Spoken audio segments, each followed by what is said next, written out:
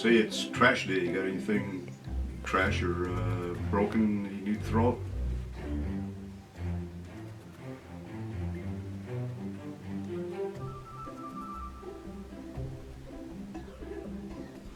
Nah, I can fix it. Hi everybody, my name is Justin. Welcome to Game On, a show all about tabletop gaming, from RPGs to board games and everything in between. Today we are going to be talking about the great disappointment, and that is the 5th edition version of Spelljammer. I tried to remain positive on Game On. I tried to be happy, vibrant, bring all the good things out.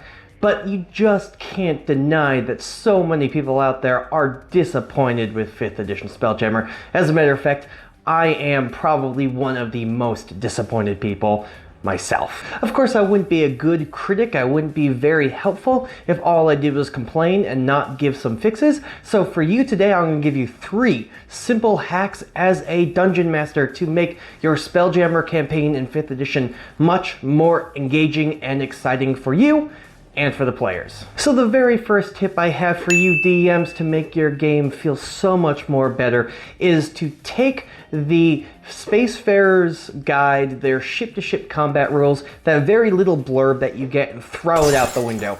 All that you need to keep from that book is the lore of the ships, how big they are, what factions use them, how much tons they are, if you want to keep into that, and use the Ghosts of Saltmarsh ship-to-ship combat rules, or somebody's homebrew ship-to-ship combat rules, like mine, which you can see up there or in the description. There are plenty of more in-depth rules out there, and if you don't want to use anybody's homebrew rules and you want to use something that's more WotC approved, use the Ghosts of Saltmarsh ship-to-ship combat rules. They have much better, more in-depth things that your crew can do, what you can do on the ship, how to broadside people, instead of just, well, as soon as you get close, ship-to-ship combat doesn't make any sense.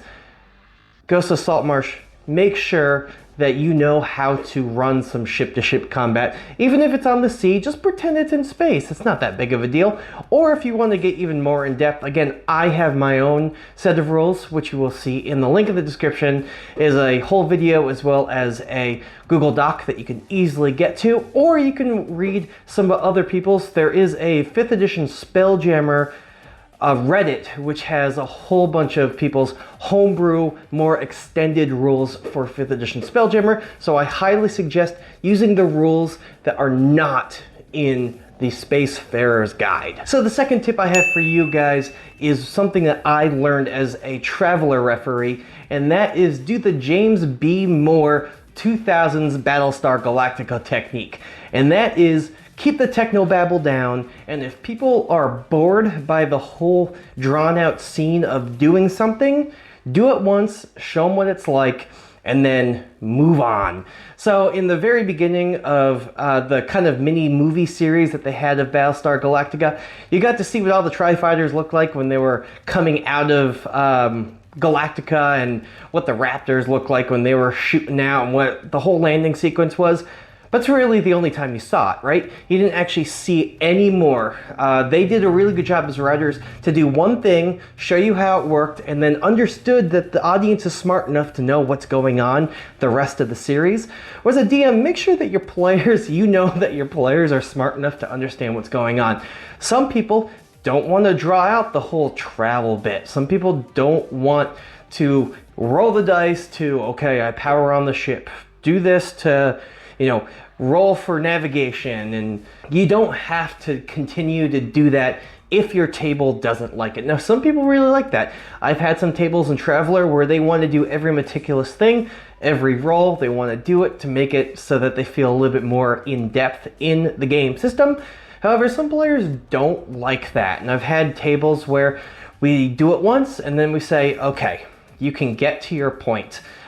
We don't have to play out, we don't have to role play the travel for 10 days or 7 days or whatever of travel. You don't have to go through that. We can just say you got to the next point. Now, the very first time we travel, we will talk about what it's like to travel, and then we will, you know, make some rolls, have some role play within it.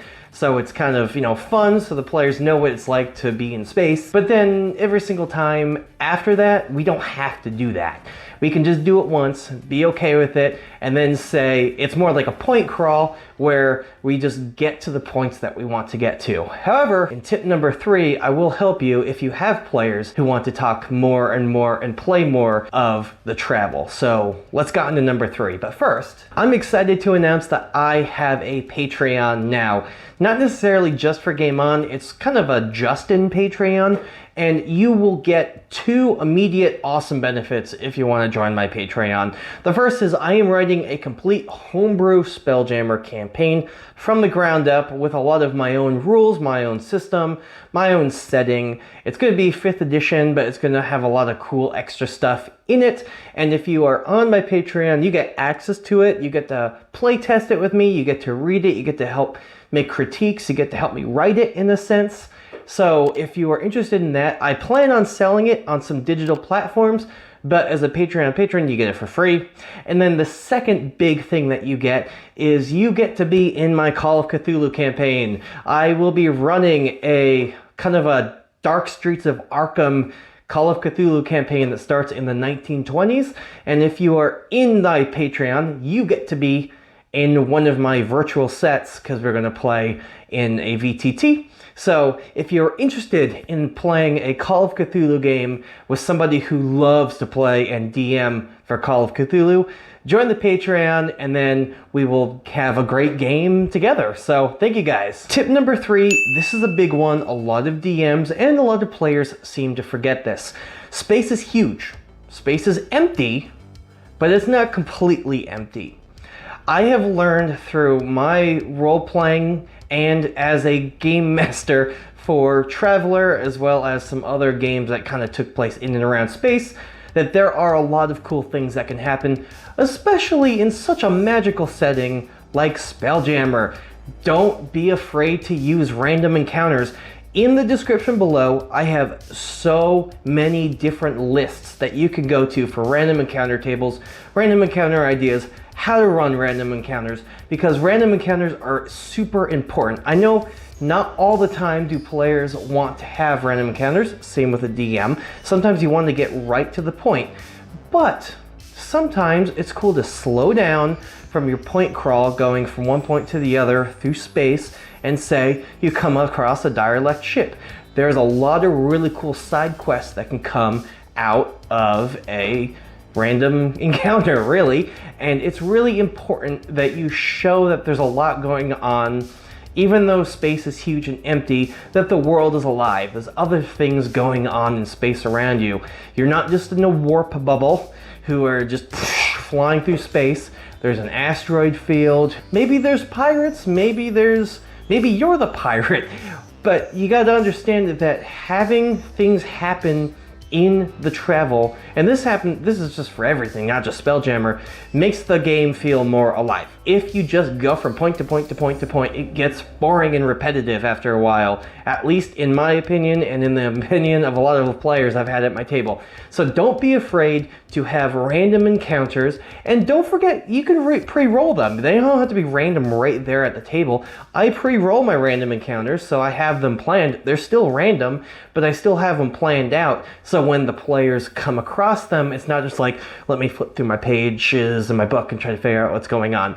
It is very important to show that the world has things going on around it that's not just the players. Random Encounters does a great job of that. Also keeps their attention alive and on the game, so they're not just texting or looking at pictures of cats or something. So those are my 3 simple tips I can give you as a DM who's been doing this for a long time, has run a lot of space games, and I can tell you and assure you that this will make your games feel a little bit more alive and a little bit more structured, as well as a little bit more just engaging and less snore fest. I understand there's a lot more that we need to do to get Spelljammer kind of up and running, but I promise you with these 3, at least it's a band-aid for now, and then eventually, if you guys want, if you click that like button and hit that subscribe button, you will see that there will be more Spelljammer videos coming out with more tips, hacks, and different ways that we can make Spelljammer work for us as players and DMs alike.